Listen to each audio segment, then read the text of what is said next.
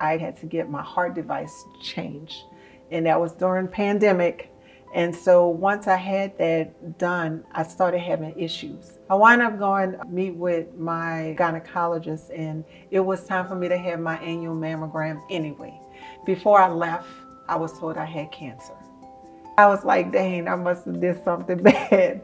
And so 2 weeks later, I had my biopsy, and when I came back for the results, the physician sat me down and explained that I had stage 3 inflammatory breast cancer, something that is rare. And on top of that, I had a heart condition. Just for a moment, I felt sad, and I called my best friend to tell her that I had cancer, and she just bust out laughing and say, well, girl, now you can get your reconstruction surgery and get that body you want.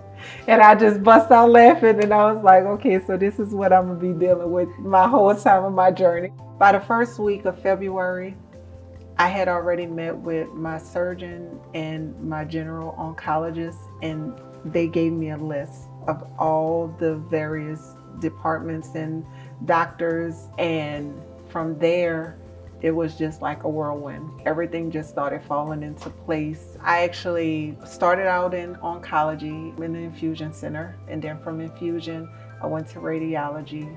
I took part in cancer rehab, and I actually was going through cardiac rehab for a part, so I had the physical and occupational therapists who worked with me.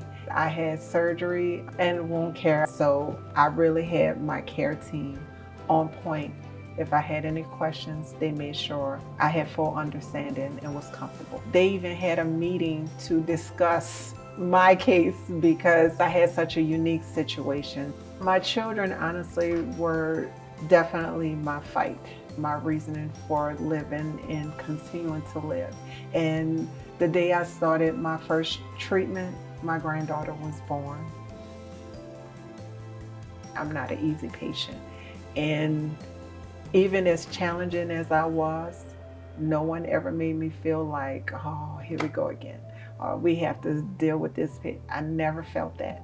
I've always felt really like, as I say, love. I felt true love and compassion from everyone that I had to deal with. And I cannot thank Turo enough for them throughout my life's journey.